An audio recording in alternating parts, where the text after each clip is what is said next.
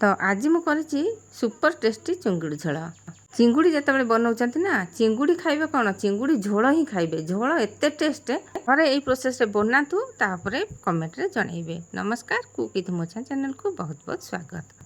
तो ये देखो मुझे 400 ग्राम चिंगुड़ी आनी बाछिकी धोईकी भल कि तापर ताकू लुण हलदी गोलेकरी ताकू रखिदे 10-15 मिनिट ताकू रेस्ट देवा।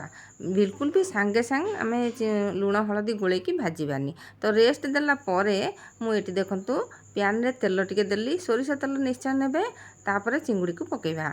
तो जितेबाला आम चिंगुड़ी की पकाउचे गैस फ्लेम को हाई रखि थे जितेबाला चिंगुड़ी पकई सारे तो टिके एपट सेपट नौटे देकी गैस फ्लेम को लो रखिदेबा। कारण जदि लो फ्लेम रे आम भाजवा चिंगुड़ीटा ता भीतर को टिके भाजी हम माने सिझिला भलिया हम नहले आम जदि हाई फ्लेम रे भाजीदेबा ता भीतर बिल्कुल भी है नथिबो। आउ जितेबाला आम तरकारी रे पकेबा सेटा आइंसिया लागिबो। सेइथिपाई आम चिंगुड़ी को टिके लो फ्लेम रे भाजवा आउ एमती लाल कलर हेबा जाके भाजवा। भाजिला बेले ध्यान देबे कड़े रे लागी जाउथबो ताकू आमे कोन करबा खरिकारे टिके टिके रांपी रांपिकी भाजवा जहाँफल कि बिल्कुल भी आम लगे दबानी कड़े रे। जदि कड़े रे लागिबो सेटा केमती पोड़ालिया गंध हम तो बास्नाटा से भलिया हम। सेइथिपाई आमे ताकू सांगे सांगे कोन करबा नौटे नौटे कि आमे लो फ्लेम रे भाजवा। एबे एई ततला कड़े रे आमे कोन करबा पानी टिके दे देई से पानी को धोईकी रखि देथिबा ताकू तरकारी रे व्यवहार करबा पछरे। आउ चिंगुड़ीर जेते सब टेस्ट ना सबू से कड़े लगी जाइथिबो। ए पानीटा रखिकी तरकारी देले तरकारी बहुत टेस्टी आसीबो। तो ये देखो ये साइज आलू मु 3टा नहीं आपड़ चाहिए आलू गोटे कमे पारे। तो ये मत टे बेसी आलू दरकार अच्छी झोल आलू आमर बेसी खोजती तो से नहीं साइज कर काटिनेली। तापर देखु ये आम मसला नबा मुझे गोटे पियाज 2टा रसुण आउ पिंच अदा 4-5टा गोलमरीच आ डालचीनी 2 खंड ये सब नहीं तेजपत्र खंडे नहीं। तापर देखु जीरा ये गोटे फुल चामच नहीं। तापर ये आम नवा पोस्त देखु पोस्त पूरा कम नवा एतिक देखु या आम कौन कर पूरा माने हेमदस्तार हो जेकोसी हो शिଳରେ हो गुंड करके नहीं पकेले से आउ खसबनी ना मसलार सेमती गोटी गोटी हो बाटिले। तो ताकू मु गुंड करके पकेली से मसला को सब बाटी आनिबा टिके पानी देकी भल कि चिकन करके बाटी आनिबा। तो दर्शक बंधु मोर रिक्वेस्ट रहिला चैनल रे जदि नुआ आछंती प्लीज सब्सक्राइब कर नियंतु। आउ लंका को मुझे से थोई पकड़ा को भूली जाइली तो लंका 2टा आम से देकी बाटी नवा। लंका बाटिले तार माने आउ मीठा अंशटा आसबनी तरकारी रे। तापर ये देखो प्यान बसैकी तेल पकई नेली सोरिष तेल पकेबा आउ से आलू को भाजवा। आलू आम एमती साइज रे काटिबा किंबा आपण मुताबक आपण जो साइज रे काटी परिवे। तो ताकू आम टिके गोल्डन हवा जाके भाजवा। देखो बेसी कड़ा करके आलू भाजवानी तार टेस्ट अलग आसीज आलूर टेस्टा तेणुक आम आलू को बेसी भाजवानी।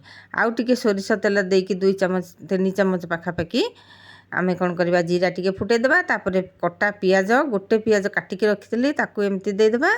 पियाज को भी सेमती ब्राउन कलर है जाके भाजवा जमती टिके कलर चेंज हो ब्राउन कलर हो आम से देदेबा। ये लंका गुंड ये लंका गुंड टी लाल हम आउ ता छड़ा राग भी हम बिल्कुल भी काश्मीर लंका गुंड दरकार नहीं।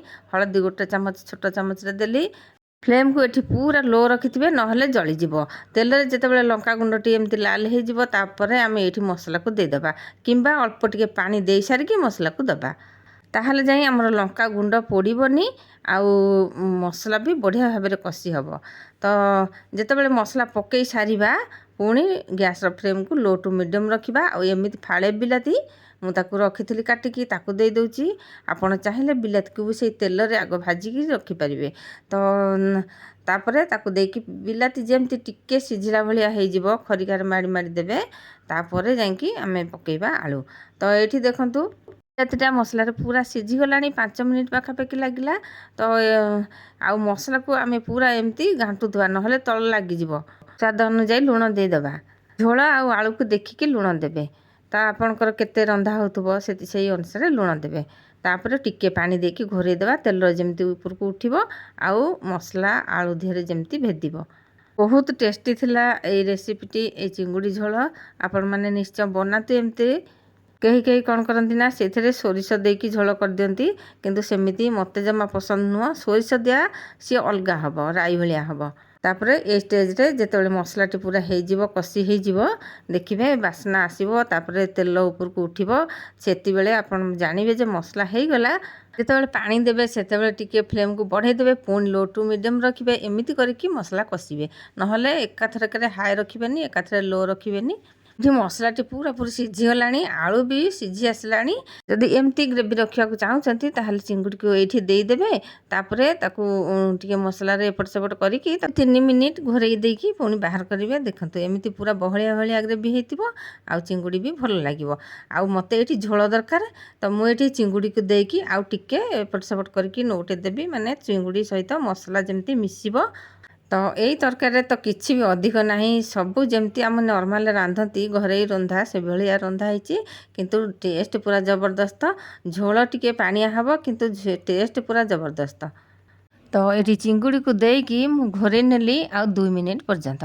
गैस फ्लेम को लो रखिकी घोड़े ना तल लगिज तार टेस्ट पूरा बदली बेकार हो तरकारी चिंगुड़ी तरकारी ना झोल ही टेस्ट झोल खाइबा बेसी चिंगुड़ी जी न खाइबा झोल आलू तार टेस्ट बहुत बढ़िया लगे झोल आलू बेसी खोजती पानी देला परे हाई फ्लेम देबे जितेबेले फुटीजिव लो फ्लेम रे एमिति अधा घोरे नेबे फांका रखिथिबे कारण जेतिकी सब तेल उठिथिबो लाल हेइथिबो से सब बुड़ीजिव नहले तो फांका रखिकी आमे घोड़ेइबा देखंतु लो फ्लेम रे किछि समय फुटिला माने लो फ्लेम रे आमे 5 मिनिट पाखापाखि फुटेइली तो जदि आपण चाहिए 3 मिनिट 4 मिनिट जेतिकी तरकारी को नेकी जेतिकी झोल को नेकी सही अनुसार आपण फुटेबे तो देखंतु एठी पूरा आलू सीझी जाइची आउ तरकारी केते सुंदर देखा जाउची ऊपर सब तेल भासी जाइची एबे आमे लास्ट को दे देबा गरम मसला एठी गुजराती दालचीनी गुंड करके रखितली कोनोसी दुकान मसला नुह घरे तयारी मसला को देकी एमती घोरे देबा मात्र 1 मिनिट किंबा 2 मिनिट तो ताकू तापर बाहर करछि देखंतु केते पानी भलिया ହେଇची आ बसी जीव ए झोल तो एमिति रखिथिबे झोल आउ आगु को भी रखिदेले ठंडा हो गले तरकारी आउ टिके बसी जीव बहलिया हो जीव तो एठी देखंतु तरकारी रो रंग केमती पूरा बढ़िया देखा जाउची गरम भात सहित खाइबा को बहुत बढ़िया रहइबो डाली बिल्कुल भी दरकार नहीं तो केमिति लागला आज रेसिपी निश्चय कमेंट रे जणैबे आज पई रहउची पुणी आगु को आसीबी एमती नुआ नुआ रेसिपी नै जय जगन्नाथ।